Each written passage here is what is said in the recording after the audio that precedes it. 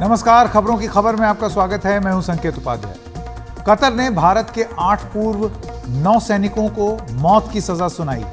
ये खबर पुरानी है, लेकिन इस खबर के आने के बाद से उनके परिवार का बहुत बुरा हाल। उनके आंसू नहीं रुक रहे और सरकार से मदद की वो लगातार गुहार लगा रहे। क्योंकि ये मामला संवेदनशील है, इस वजह से परिवारजनों की आइडेंटिटी टीवी पर दिखाना ठीक नहीं और ना ही उनसे बातचीत।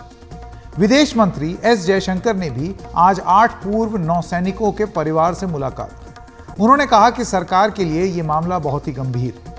हम सभी परिवारों की चिंताओं और दर्द को समझ रहे हैं। सरकार सभी 8 भारतीयों की रिहाई के लिए पूरी कोशिश करेगी। साथ में हम लगातार सभी परिवारों के संपर्क में हैं। इससे पहले विदेश मंत्रालय ने यह कहा था कि हम कतर में इस सजा के ऐलान से हैरान हैं। हम हर तरह की कानूनी मदद लेंगे और कतर सरकार के साथ भी इस मुद्दे को उठाएंगे। सबसे बड़ा सवाल अब यह है कि भारत के पास रास्ते क्या हैं, विकल्प क्या हैं, क्या कर सकता है भारत? क्योंकि ऐसा बताया जाता है कि हमारे जो राजनयिक रिश्ते हैं वो कतर से बड़े अच्छे हैं। कतर का एक जो इतिहास रहा है, अजीब सा एक देश है ये, जो एक तरफ उसके ऊपर आरोप लगता है आतंकवाद का सहारा देना, हेडक्वार्टर बना हुआ है हमास का, बताइए यहाँ पर वो तालिबान से नेगोशिएशन करवाते हैं, पश्चिमी देशों के लिए वो मध्यस्थता करते हैं, पश्चिमी देशों का एक वो फॉरवर्ड बेस, मिलिट्री बेस मुहैया कराते हैं, इंफॉर्मेशन कंट्रोल कर लेते हैं अल जजीरा के माध्यम से, और ये सारी चीज़ें करते हुए अपने आप को एक ताकतवर विकल्प के रूप में प्रस्तुत करते हैं। ऐसे में भारत क्या कर सकता है, आइए वो एक एक करके देखते हैं। तो कतर में जो 8 भारतीयों को सजाए मौत मिली है, अब भारत के पास ऑप्शंस क्या हैं, जरा फुल फ्रेम आपको दिखाया जाए। क्या ऑप्शंस है? ऑप्शन नंबर 1, कतर में सबसे बेहतर कानूनी मदद मुहैया कराई जाए। भारत यह सुनिश्चित कर सकता है। भारत की कोशिश होगी कि अपील पर जल्द से जल्द सुनवाई। भारतीयों को बचाने के लिए कूटनीति सबसे अहम रास्ता होती है। कानूनी रास्ता काम ना आया तो कतर सरकार से अनुरोध करना होगा। कतर के अमीर को किसी की भी सजा माफ करने का एक अधिकार होता है। तो क्या यह कोशिश की जाएगी भारत की तरफ से कि उनसे गुजारिश की जाए कि भाई आप इनकी जो सजाए मौत है उसको माफ कर दो? सजा माफ ईद या 18 दिसंबर को नेशनल डे के मौके पर होगी। इंटरनेशनल कोर्ट ऑफ जस्टिस में अपील है।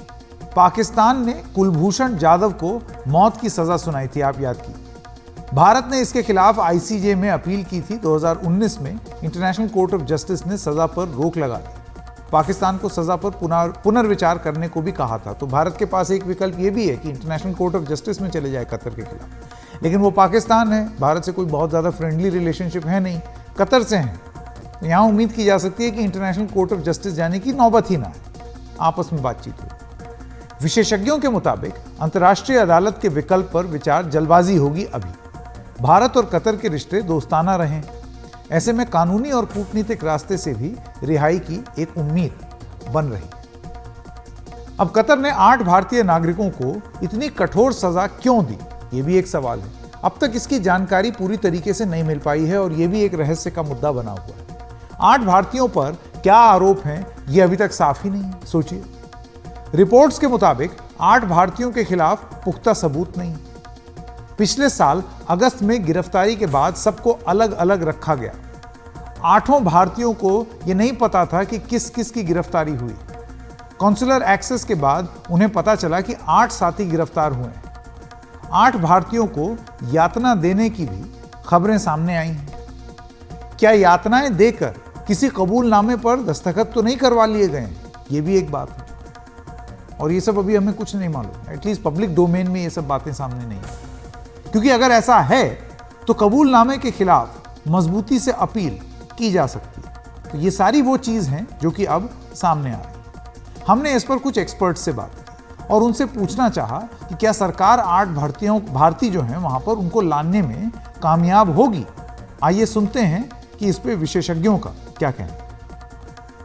देखिए, 1 साल से लगभग जब इनको अरेस्ट किया गया था 8 लोगों को हमारे, तब से भारत सरकार जो है उसको पूरी तरह से जो भी असिस्टेंस दिया जाना चाहिए वो दिया जा रहा था। और ऐसी सिचुएशन में कहीं भी किसी भी देश में जब होता है तो उसके लिए ये कॉन्सुलर कन्वेंशन होती है, उसके अंतर्गत जो भी डिटेन होते हैं लोग उनको पूरी हेल्प और उनको कॉन्सुलर एक्सेस उनके देश की एम्बेसी को दी जाती है। और ये दी गई, उसके बाद अब ये केस चला लगभग 1 साल। और उसके बाद में जो वहां का लोअर कोर्ट है उसने अपना जजमेंट दिया, जो अनफॉर्चुनेटली मेरा ख्याल से एक जजमेंट, डेथ पेनल्टी जो है वो बहुत एक्सट्रीम उन्होंने दिया है उसको। तो अब इसके बाद लेकिन इसके ऊपर एक हायर कोर्ट होता है, अपील कोर्ट जिसको बोलते हैं।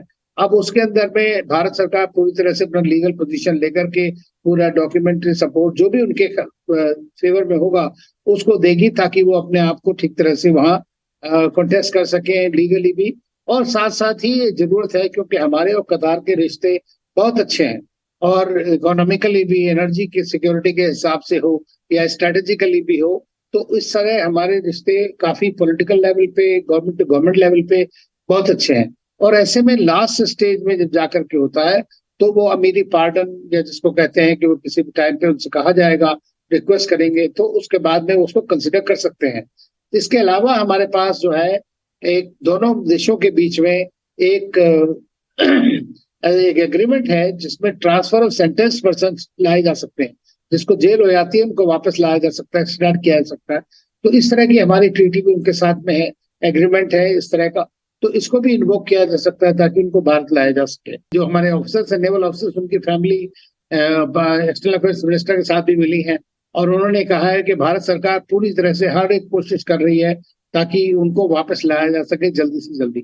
लेकिन आप जान लीजिए कि ये एक लीगल सिचुएशन होती है और एक पॉलिटिकल लेवल के ऊपर में इसमें तो भारत जो है diplomatic level, political level, legal level, सब चीजों की तरफ से उनकी मदद करने की कोशिश कर रहा है। और जिस तरह हमारे, मैंने कहा, हमारे रिश्ते कतार के साथ हैं, अच्छे रिश्ते हैं, और तो हो सकता है कि वो जल्दी से जल्दी वापस आ जाए।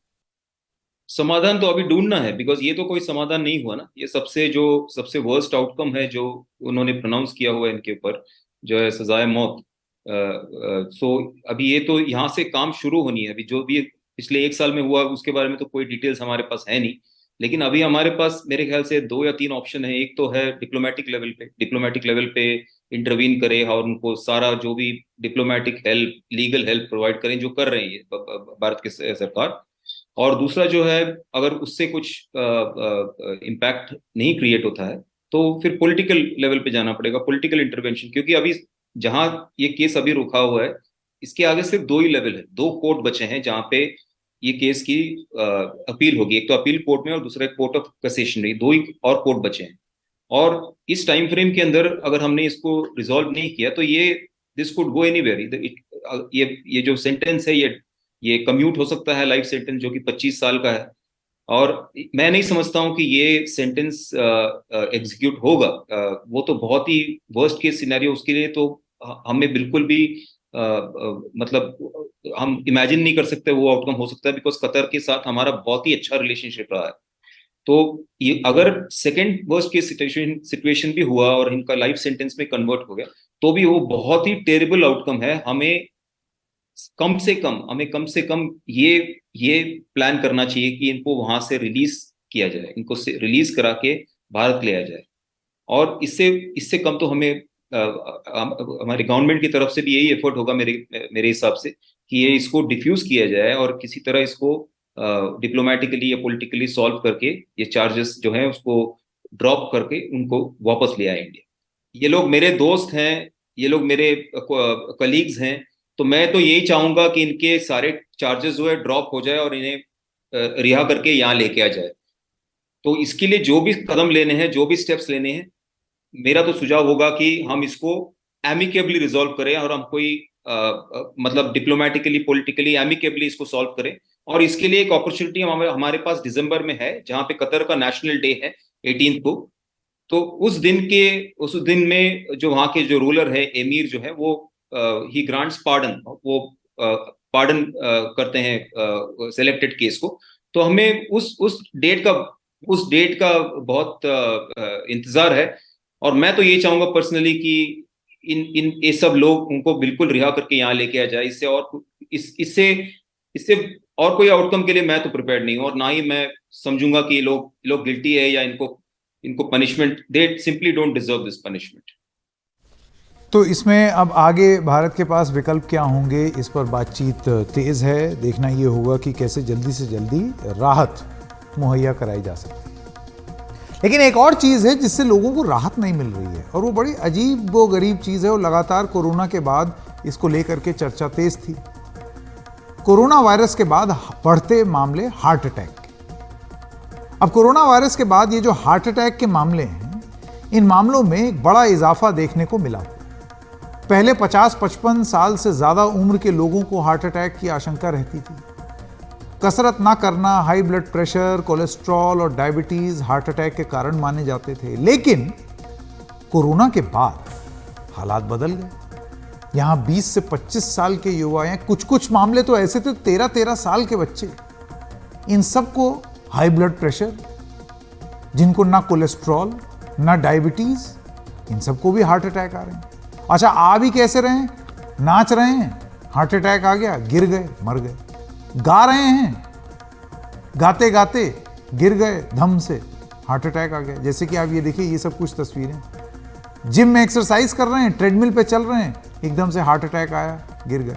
और तो और अभी हाल फिलहाल जो नवरात्रे हुए, इन नवरात्रि के दौरान पूरा गुजरात जो है वो गरबे के रंग में रंगा रहता था। लेकिन इस बार गुजरात में गरबा करते हुए 24 घंटे में 10 लोगों की मौत। बताइए, खुशी के माहौल में लोग नाच रहे हैं, गा रहे हैं, और हार्ट अटैक आ जा रहा है, आप मर जा रहे हैं। सबसे हैरानी की बात यह है कि गरबा खेलते हुए जिनकी मौत हुई, उनमें एक बच्ची भी थी जिसकी उम्र सिर्फ 13 साल थी। लगातार ऐसी घटनाओं से देश भर में दहशत का आलम है। पिछले महीने गाजियाबाद में भी एक ऐसी ही घटना सामने आई थी। सरस्वती विहार की जिम में ट्रेडमिल पर वॉक करते वक्त एक युवक को हार्ट अटैक आया। वो ट्रेडमिल पर ही गिर जाता है। जिम में मौजूद 2 लोग उसके पास पहुंचते हैं, तमाम कोशिशों के बावजूद उसे बचा नहीं पाते। पिछले साल मशहूर गायक के का भी कोलकाता में हार्ट अटैक से निधन हुआ। म्यूजिक कॉन्सर्ट में परफॉर्म कर रहे थे, अचानक उनकी तबीयत बिगड़ गई। कुछ ऐसा सुनने को भी मिला, वो बार बार एसी की तरफ इशारा कर रहे हैं कि एसी चलाओ और ये और वो।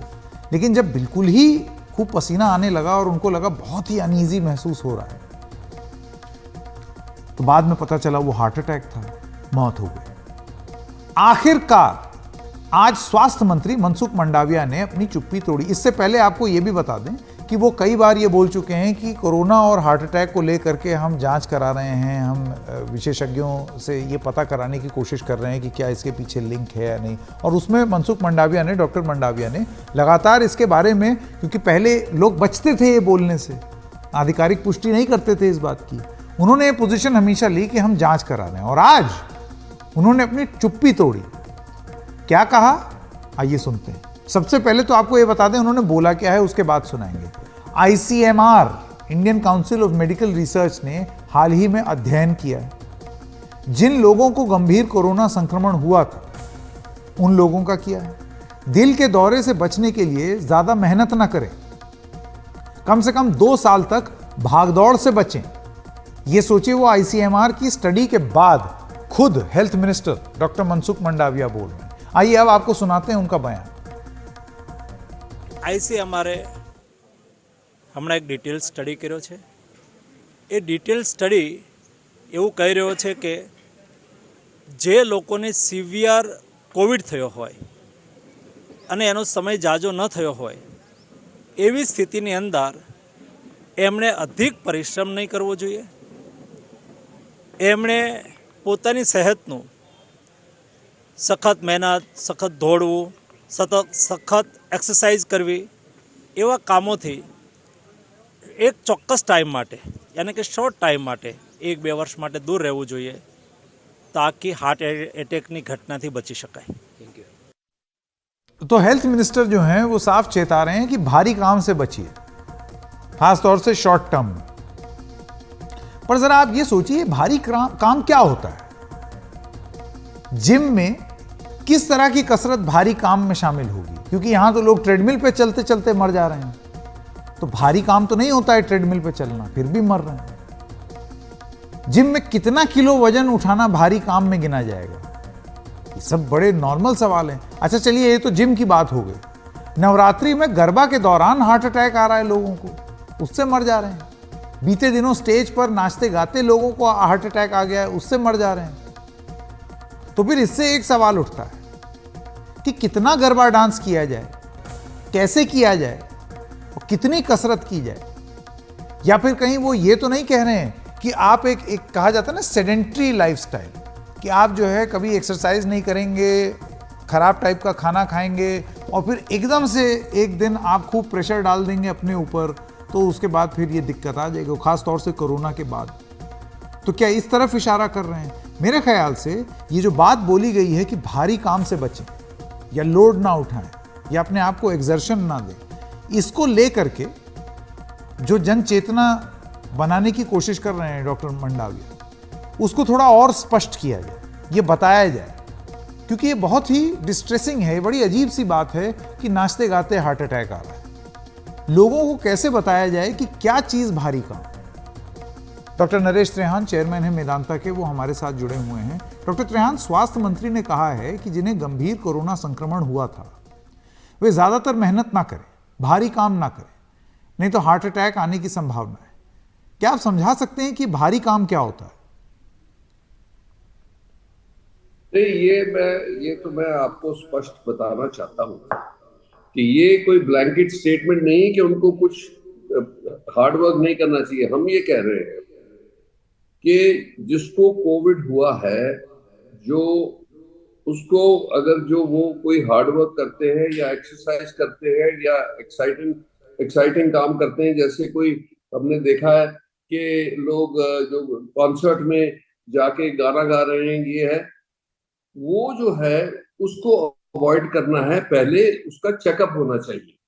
हम ये कह रहे हैं कि उनको के 20% लोगों को जिनको कोविड हुआ था सीरियस, उनमें हार्ट के मसल में इन्फ्लेमेशन पाई गई है और उनकी जो हार्ट की आर्टरीज होती हैं उसके अंदर भी इन्फ्लेमेशन पाई गई है और थ्रोम्बोसिस के चांस बढ़ जाते हैं।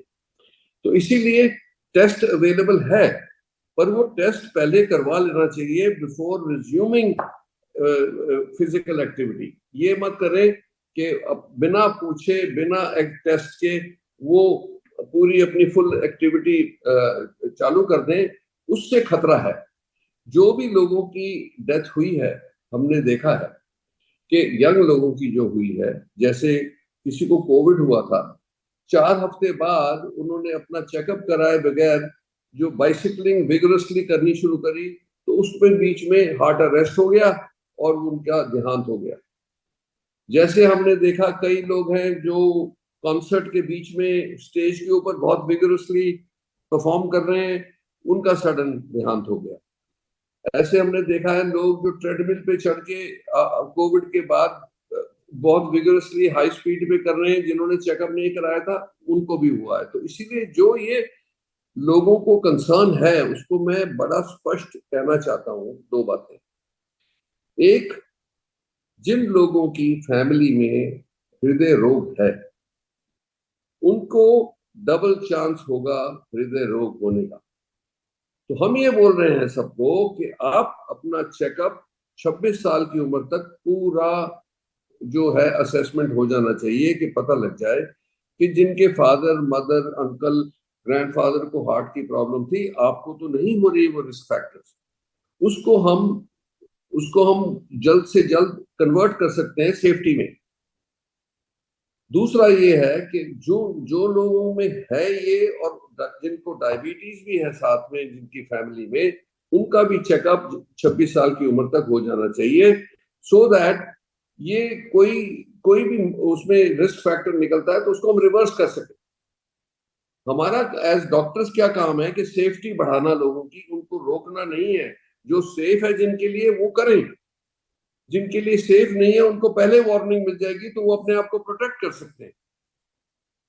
तो यही एक लेसन है। ये नहीं है कि कभी आप जिंदगी में हैवी ड्यूटी नहीं कर सकते। ये जरूर है कि जिनके हार्ट के ऊपर इतना वायरस का असर पड़ा है कि उनकी हार्ट की पंपिंग कमजोर हो गई है, तो उनको अकॉर्डिंगली हम बताते हैं कि क्या करना चाहिए, क्या नहीं करना चाहिए। तो इसका जो निचोड़ यही निकलता है कि लोगों को जो एक्सरसाइज या विगोरस एक्टिविटी करते हैं या वेट लिफ्टिंग करते हैं या भाग दौड़ करते हैं ज्यादा, उनको अपना चेकअप करा लेना चाहिए कि उनके हार्ट के अंदर इन्फ्लेमेशन हुई कि नहीं हुई। अगर जो हुई है तो हमारे पास दवाइयां हैं उसको रिवर्स करने के लिए ऑल्सो। तो इसीलिए एक ही बात निकलती है कि अपने आप को वो खुद बिना जांच किए विगरस एक्टिविटी नहीं करनी चाहिए। ये मैसेज जो है वो हेल्थ मिनिस्टर ने भी जो बोला है, हाँ, जो हम सारे डॉक्टर बोलते ही आए कि ऐसा हमें बिल्कुल सावधान रहना है कि अच्छा। ये किसी को हुआ है तो उसके चेकअप होके सेफ्टी हाँ, एस्टैब्लिश हो गई, फिर आप जो मर्जी करें इसके बाद। डॉक्टर त्रेहान, ये बताएं, आपने हेल्थ असेसमेंट की बात कही, टेस्ट की बात भी कही, लेकिन एक आम आदमी ये समझना चाहेगा कि ये कौन कौन से टेस्ट हैं, कौन कौन से टेस्ट कराएं। और एक अक्सर एक जो बड़ा एक चिंता का विषय रहता है कि खूब सारे टेस्ट बता देगा डॉक्टर, बहुत महंगे टेस्ट होंगे, तो इसके बारे में ज़रा बताएं। देखो, इनिशियल कंप्लीट टेस्ट जो है इंक्लूडिंग स्ट्रेस टेस्ट, वो 2-3-4 हजार के बीच में हो जाता है। तो उसके अंदर ब्लड टेस्ट भी हो जाते हैं, उसके अंदर चेस्ट एक्सरे भी हो जाता है, उसमें एको भी हो जाता है, उसमें स्ट्रेस टेस्ट भी हो जाता है। इन 4 चीजों से वैसे ही पता लग जाएगा आपको कि हार्ट को कोई तकलीफ है कि नहीं है। तो इसीलिए ये गलतफहमी है कि बहुत एक्सपेंसिव है। अगर जो अपनी सेहत पे हम 3-4 हजार रुपया खर्चने में कतराते हैं तो फिर मुश्किल होगी, बट अच्छे सेंटर में कराना चाहिए और इसका नतीजा ये होगा कि लाइफ को प्रोटेक्शन मिलेगी। जी, अब एक मेरा आखिरी सवाल आपसे डॉक्टर त्रेहान, अगर कोई कोरोना से संक्रमित हो चुका है तो वो कब तक संभल कर रहे हैं? मैं जानता हूं अभी थोड़ी देर पहले आपने बोला था कि जब तक आप अपनी जांच ना करा लें, कोई हैवी फिजिकल एक्टिविटी आप तभी शुरू कीजिए जब आप ये टेस्ट वगैरह करा लें, लेकिन क्या कोई टाइम फ्रेम है कि उस टाइम फ्रेम तक आप हैवी एक्टिविटी ना करें? नहीं, देखो ऐसा है, मैंने आपको एक बात समझाई पहले ही।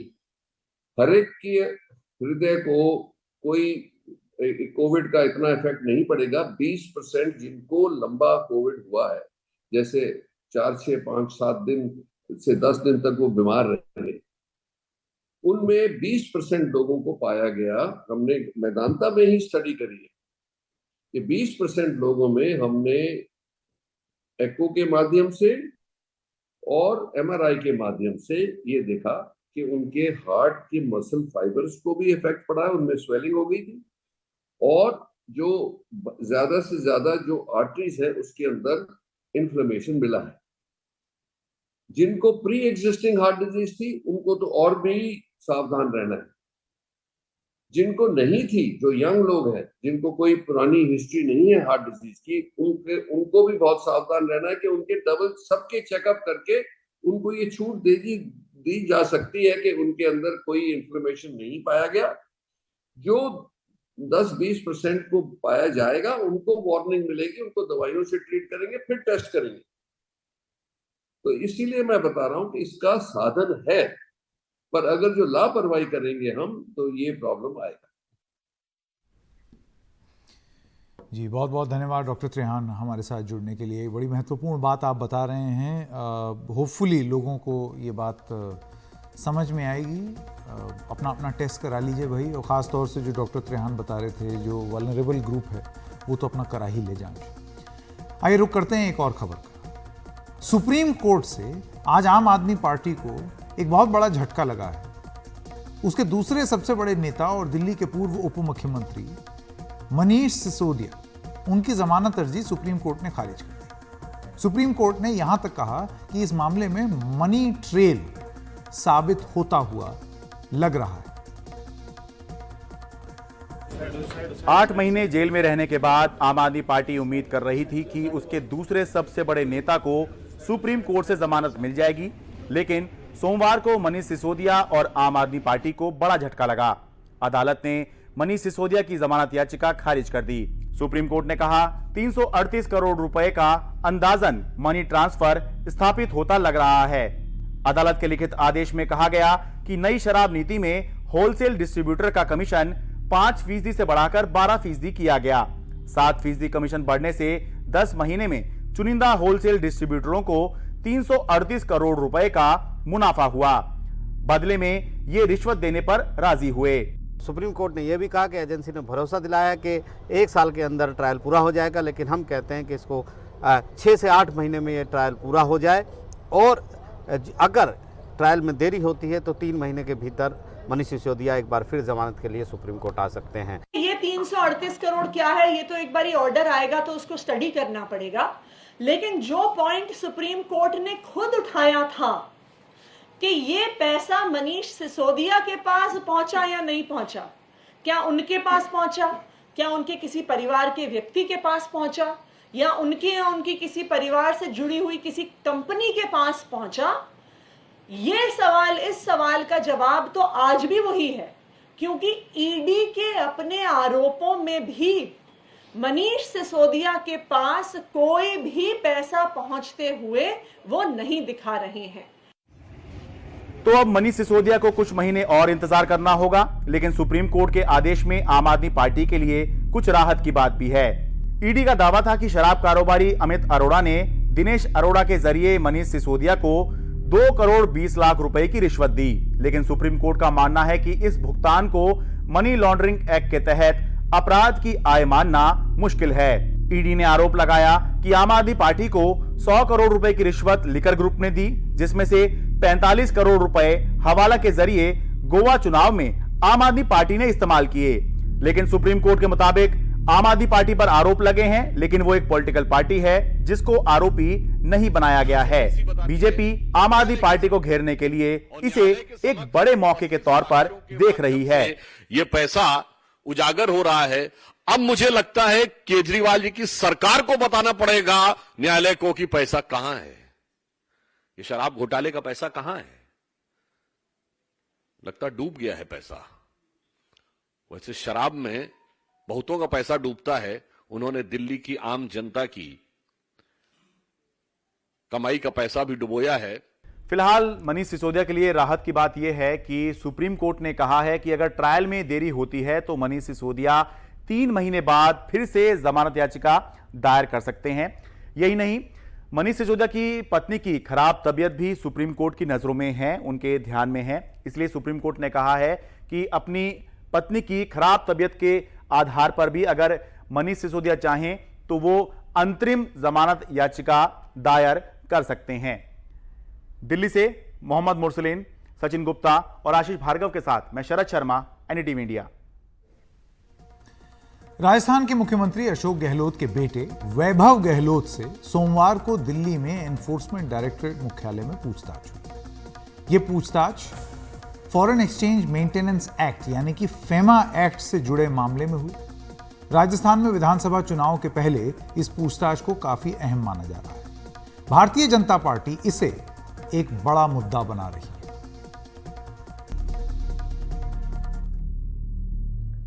वैभव गहलोत सोमवार सुबह 11 बजे ईडी के दफ्तर पहुंचे। उनसे फेमा मामले में लंबी पूछताछ हुई। इस दौरान ईडी दफ्तर के बाहर दिल्ली पुलिस ने सुरक्षा कड़ी की थी और धारा 144 लगाई हुई थी। आशंका थी कि कहीं कांग्रेस कार्यकर्ता इकट्ठा ना हो। वैभव ने कहा कि वो जांच में सहयोग कर रहे हैं। जिस तरीके से बहुत कम समय दिया गया, केवल 1.5 दिन का समय देके वापस कहा गया, जब मैंने टाइम मांगा भी 15 दिन का, केवल 1.5 दिन का समय दिया, और उस हिसाब से मुझे लगता है कि टाइम और मिलना चाहिए था, मगर ये लोग टाइम नहीं दिया इन्होंने। बिल्कुल हम तो अपनी बात रखेंगे, बाकी लेट्स सी। ईडी ने इसी साल अगस्त और सितंबर में जयपुर, उदयपुर, मुंबई और दिल्ली में छापेमारी की थी। ये छापेमारी टाइटन होटल्स एंड रिजॉर्ट और वर्धा एंटरप्राइजेस प्राइवेट लिमिटेड के ठिकानों पर हुई थी। इसके साथ ही इन फर्मों के निदेशकों शिवशंकर शर्मा और रतन लाल शर्मा और कुछ अन्य लोगों के यहां हुई थी। ईडी के मुताबिक टाइटन होटल्स एंड रिजॉर्ट्स के शेयर मॉरिशस की एक कंपनी शिवनार होल्डिंग्स लिमिटेड ने ज्यादा प्रीमियम देकर खरीदे। जिसे फेमा प्रावधानों का उल्लंघन करते हुए कई बार संशोधित किया गया। ये भी पता चला कि टाइटन समूह विदेश से हवाला लेन देन में शामिल रहा है। रतन कांत शर्मा अब बंद हो चुकी car rental company sunlight car rental में वैभव गहलोत के बिजनेस पार्टनर हैं। ईडी की छापेमारी में लगभग 1.5 करोड़ रुपए बरामद किए गए और इलेक्ट्रॉनिक गैजेट से पता चला कि समूह द्वारा लेन देन में बड़े पैमाने पर गड़बड़ी है और बेहिसाब मिले कैश को होटल बनाने में लगाया गया। ईडी के मुताबिक इस मामले में मनी ट्रेल का तार वैभव से जुड़ते दिख रहे हैं। हालांकि वैभव इससे इनकार कर रहे हैं। नहीं, ईडी का जो समन आया था वो फेमा के तहत आया था और मैंने उनको कहा कि फेमा से हमारा कोई वास्ता नहीं है, कोई फॉरेन ट्रांजैक्शन हुई नहीं है। तो पहली बात तो ये नोटिस ही जो आया है ये फेमा के तहत आया है। फेमा का हमारा कोई ट्रांजैक्शन मेरा या मेरे परिवार का कोई है नहीं। सूत्रों के मुताबिक ईडी ने अब तक मिले दस्तावेजों, डिजिटल सबूतों और दूसरे आरोपियों के बयानों को सामने रखकर ईडी ने वैभव गहलोत से लंबी पूछताछ की। फेमा के मामले में गिरफ्तारी का प्रावधान नहीं है, केवल पेनल्टी का प्रावधान है। लेकिन ये मामला वैभव गहलोत की मुश्किलें बढ़ाने वाला है और विधानसभा चुनाव में भी ये मामला एक बड़ा मुद्दा बनेगा। नई दिल्ली से कैमरामैन आजम के साथ मैं मुकेश सिंह सेंगर, एनडीटीवी इंडिया। आइए अब बात करते हैं केरल की। कोच्चि शहर में कल एक के बाद एक 3 बम धमाकों से वो पूरा शहर दहल उठा। धमाकों में 3 लोगों की मौत हुई और 50 से ज्यादा लोग घायल हुए। धमाकों की जिम्मेदारी 48 साल के डोमिनिक मार्टिन ने ली। उसने कल सरेंडर करने से पहले सोशल मीडिया पर एक वीडियो भी अपलोड किया था। उसने पुलिस को यह बताया कि वो यहोवा विटनेसेस से 16 साल तक जुड़ा रहा, लेकिन उनकी सोच से नाखुश था, इसलिए उसने हमला किया। इस घटना के बाद देश के कई शहरों में हाई अलर्ट घोषित कर दिया गया।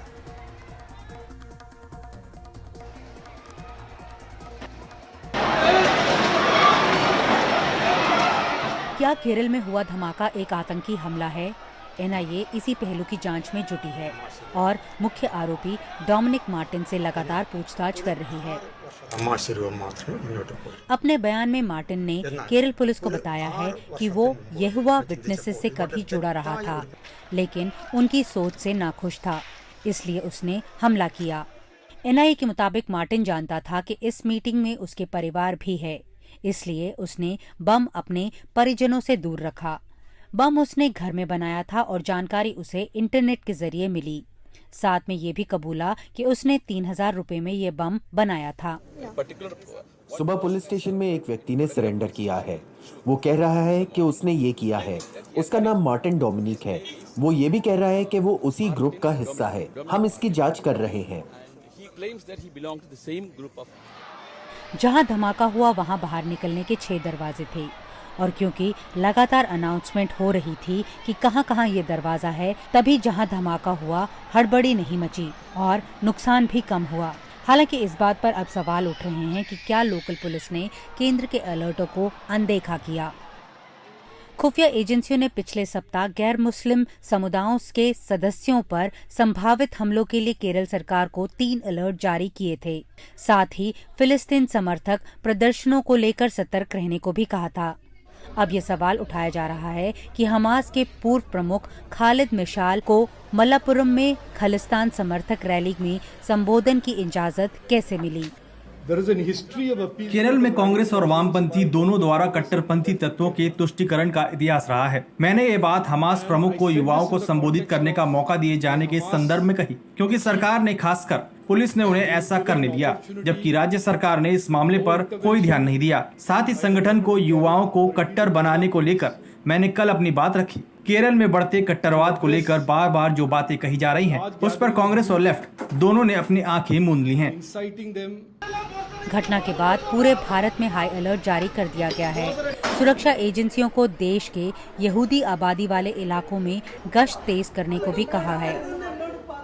केरल में कई समुदाय एक साथ रहते हैं। साक्षरता भी 100% वहाँ पर देखने को मिलती है। हाल ही के दिनों में हिंदू, मुस्लिम और ईसाइयों के संगठनों ने वहाँ पर अपनी पैठ बढ़ाई है, जिसके चलते उनके बीच में कई टकराव भी सामने आए हैं। यही वजह है कि ये सवाल अब पूछा जा रहा है कि क्या इस इलाके में कट्टरता बढ़ रही है। बहरहाल इस ताज़ा मामले ने इस सवाल के नए आयाम ज़रूर खड़े कर दिए हैं। नई दिल्ली से नीता शर्मा, एनडीटीवी इंडिया के लिए। इस वक्त एक बड़ी ब्रेकिंग न्यूज आ रही है, आइए आपको जल्दी से वो बताते चलें। अरविंद केजरीवाल को प्रवर्तन निदेशालय का नोटिस। अभी थोड़ी देर पहले ही हम लोगों ने खबर ये चलाई थी कि मनीष सिसोदिया की बेल जो है वो रिजेक्ट हुई है, तो क्या अब अगला नंबर अरविंद केजरीवाल का है? तो दिल्ली शराब घोटाले को लेकर के एक बड़ी खबर ये है कि अब एनफोर्समेंट डायरेक्टरेट यानी कि प्रवर्तन निदेशालय ने अरविंद केजरीवाल, जो कि दिल्ली के मुख्यमंत्री हैं, जो अब तक राजनीतिक तौर से शक के घेरे में थे, लेकिन अब आधिकारिक रूप से एनफोर्समेंट डायरेक्टरेट जो है उसका शिकंजा कसता हुआ दिख रहा है। 2 नवंबर को पूछताछ के लिए उनको बुलाया गया है। दिल्ली की नई शराब नीति मामले में पूछताछ के लिए बुलाया गया है। अब इससे पहले मुख्यमंत्री को सीबीआई अप्रैल महीने में पूछताछ के लिए बुला चुकी है। नीता शर्मा हमारे साथ, हमारी सहयोगी जुड़ गई हैं। नीता, कुछ आइडिया है कि इसको किस तरीके से देखा जाए, क्योंकि अब तक अरविंद केजरीवाल को प्रवर्तन निदेशालय की तरफ से वो जांच के और शक के घेरे में भले ही राजनीतिक रूप से हो, लेकिन ईडी अब शराब घोटाले में उनको समन कर रही है। बिल्कुल, जो ईडी है उसने 2 नवंबर को इनको समन किया है संकेत, और बोला है कि 2 नवंबर को मुख्यमंत्री दिल्ली जो है ईडी के सामने पेश हो जाएं। दरअसल जो हमने देखा है कि पूरा का पूरा एक जो सिलसिला है, चाहे संजय सिंह हो चाहे मनीष सिसोदिया हो, उन लोगों ने जो आगे की बातें जो बताई हैं, जो लिस्ट ऑफ उन्होंने डूज बताए हैं कि क्या क्या हुआ, जो उन्होंने गतिविधियां बताई हैं, उसके तहत जो है ईडी अब उनसे पूछताछ करेगी। 2 नवंबर को उन्हें बुलाया गया। हालांकि राजनीतिक तौर पर अगर हम देखें तो आम आदमी पार्टी का कहना है कि ये सिर्फ एक क्योंकि अभी चुनाव आने वाले हैं, चुनावों को लेकर ध्यान भटकाने का जो काम है वो भारतीय जनता पार्टी की सरकार जो है वो कर रही है, और ईडी जो है वो उसका मोहरा है। जी नीता, इस तमाम जानकारी के लिए आपका बहुत बहुत धन्यवाद। आगे भी और डिटेल्स आप तक लेकर के आएंगे। लाइन ऑफ क्वेश्चनिंग अभी नहीं मालूम है, बाद में जैसी पता लगेगी या क्या क्या सवाल पूछे जा सकते हैं तो वो ज़रूर आपको बताएंगे। तो अरविंद केजरीवाल 2 नवंबर को पूछताछ के लिए प्रवर्तन निदेशालय ने उनको बुलाया है, नोटिस घर पहुंच गया है।